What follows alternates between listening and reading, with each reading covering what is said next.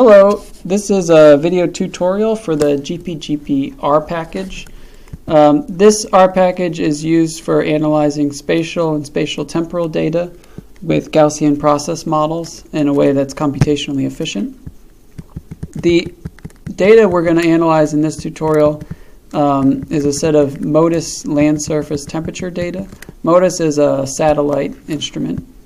And the data were originally analyzed in this paper by Heaton et al. From 2018, which is essentially a comparison of a bunch of different spatial analysis methods.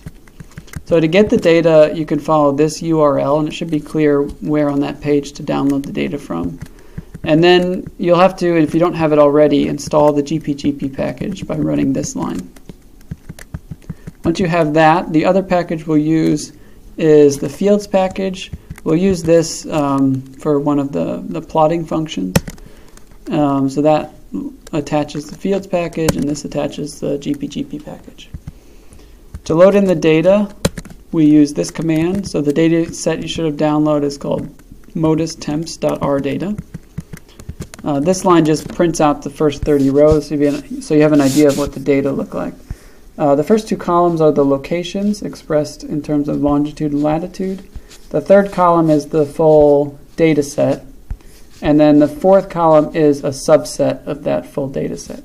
We're going to analyze this fourth column, which is a smaller version of size 50,000 observations. So you can see that these are the same numbers. There's just many more. There's more missing values in this sub-temperature data set. That's just so the video runs a little bit faster. The full data set has about 105,000 observations, and the functions all work on that data set. It just takes a little bit longer. Okay, so the data set has 150,000 rows. That is because the original data came on a regular grid of size 500 by 300 pixels. So those are the dimensions of the original data set. We're going to use that to make a visualization of the data. So I'm going to take that modis temps $temp variable, so that's the full data set, and convert it to an array, or a matrix in this case, and then use the image.plot function from the fields package to visualize the data. So this is what the data look like. For reference, this is an area that covers parts of Arkansas, Missouri, Oklahoma, and Kansas. Like I said, we're going to analyze a subset of the data, so that's what the subset looks like.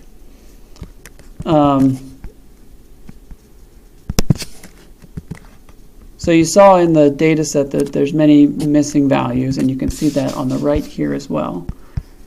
So here we're just collecting the indices that are not missing, and we're going to use that to define the response variable y. So modis temps subtemp not missing. The locations, which are the longitude and the latitude, the non-missing values for longitude and latitude. It's important for the functions below that you put this in as longitude first and then latitude, so the function will assume that the first column is longitude. And then we're going to have some covariates. So just like a linear regression model, we're going to have some covariates. We'll have an intercept represented by a column of ones, and then the mean will be a linear function of the location. That's because if you look at the data, there seems to be a clear trend from the bottom left to the top right. The model for fitting the Gaussian process, the function for fitting the Gaussian process model is called fit model. So here's the documentation for that. There are many things that you can customize about how you use this function. We won't be talking about any of those in this video, but we will use the first four arguments. So the first four arguments are y, which is the response, the spatial locations, the design matrix or the covariates, and the name of the covariance function that we're going to use. If you don't specify a design matrix, the function will just assume a constant mean. The default for the covariance function is the isotropic Matern function. We're going to override that default and use a covariance function that is isotropic exponential function on the sphere. What these covariance functions do is they specify what are we going to assume about the covariance between pairs of observations. And this particular one assumes that the data fall on a sphere, which they do in this case, as a subset of the surface of the Earth. And that if you have a pair of locations that are separated by some distance, dist, that the covariance is this function. So there's an overall scale parameter. The covariance decrease exponentially with distance. And the rate of decrease is determined by this parameter theta 2, also called a range parameter. And then there's an additional variance parameter called a nugget parameter.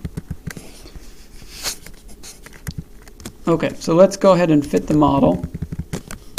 So in these 3 lines, I'm just setting up a timer to time how long it takes. Oh, I forgot to run this line. Maybe I didn't do these either.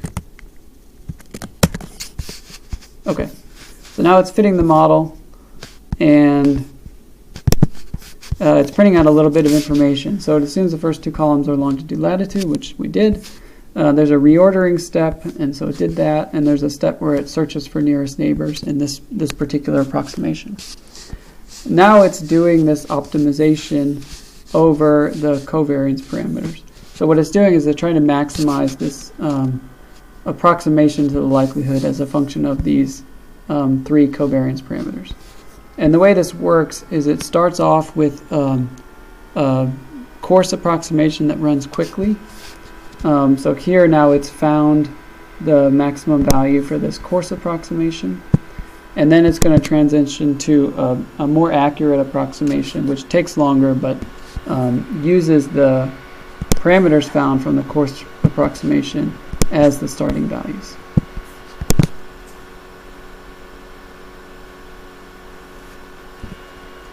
So this should converge after a couple of iterations. What it's doing here is it's using a technique called Fisher scoring, which is a variant of a Newton method to find the place where the gradient is 0, which corresponds to the maximum. Okay, so it's done there. That took 86 seconds. And this line will print out a summary of the fit. So it says it used the exponential sphere. Here are the covariance parameters, the log likelihood, and then this is like the output from the LM command. So this tells you what the estimated regression coefficients are and their standard errors. So this exponential sphere function, it assumes that the units of distance are in Earth radii, which is slightly strange, but that's easy to convert to something more manageable like kilometers. So this range parameter is the second covariance parameter, this theta 2. And in terms of distance in kilometers, the range is the estimated range is 7.78 kilometers. Okay, so that's the fitted model. The next thing you'd probably want to do with the model is to generate predictions. So what we're going to predict are all of the temperatures that were missing in this subtemp. So pred_ins tells us which rows of the data matrix had missing values. And then we grab the locations from those rows of the data matrix and the covariates, which are defined the same way as the covariance for the observed data were. So let me just start this predictions function, and then I'll tell you what it's doing. So predictions is the function for doing predictions in the GpGp package. This particular function can take in a fit object as the first argument. So what this is this is the output of fit model. So this thing stores things like what data did we use to fit it, what are the covariance parameters, what's the covariance function we used. And then the other things you need to specify are the locations at which you want to do the predictions. So that was locus pred here that we defined. And then the design matrix for the predictions. There's also one other parameter. So M is the number of neighbors that we're using in this particular prediction. This is related to what I was talking about before, where we use different levels of accuracy of the approximation. by default it uses m equals 60, which is a more accurate approximation. Here we're going to use a less accurate one just so that things run a little bit faster. But you'll see it will produce reasonable results. So this ran in 37 seconds. And then we want to visualize the predictions. The way I'm going to do that is I'm going to create a vector that contains both the observed data and the predicted values. So I initialize that with the observed data. And then I take pred, which are the predicted values that we got from the predictions function, and fill in those values. And then this uses image.plot to plot the data and the predictions. So here on the left side were the original data that we used. So we fit a model to this. And then we use the fitted model and the data to generate predictions everywhere there was a missing value. Okay, so that's what's on the right here. Another name for prediction in Gaussian process models is called the conditional expectation. One of the nice things about Gaussian process models is that they actually give you a probability distribution for the missing values, conditional on the data that you've observed. So this is an addition to the conditional expectation, which is our best guess of what the missing values are. They also give you uncertainties and a Gaussian probability distribution for the missing values.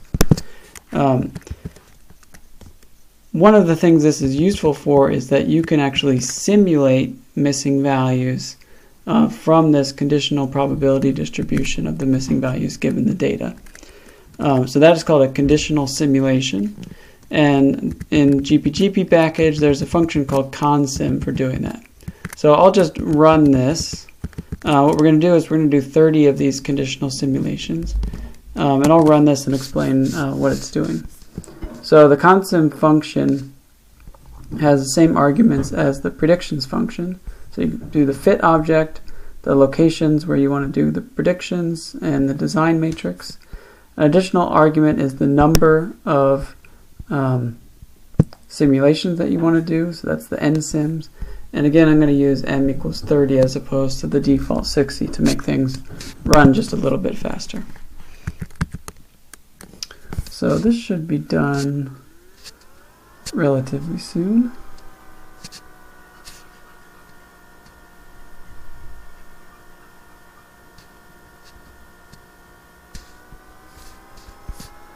Okay, so that took 45 seconds to do 30 of these conditional simulations.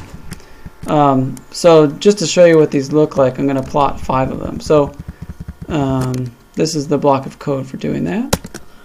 Again, I'm using the image.plot function, and I'm plugging in the conditionally simulated values in a vector that includes the observed data.